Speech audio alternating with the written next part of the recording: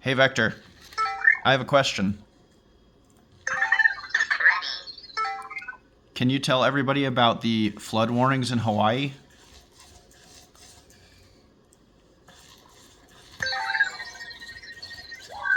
Yes, I can help with that. The National Weather Service has issued the flood warning for Hawaii until 12:30 p.m. HST today. Heavy rain and thunderstorms are expected to continue throughout the day, with the potential for flash flooding in low-lying areas. Residents are advised to take necessary precautions and stay away from areas prone to flooding. Additionally, the NWS has also issued the high surf advisory for the north-facing shores of Maui and Hawaii Island, with waves expected to reach 10-15 feet.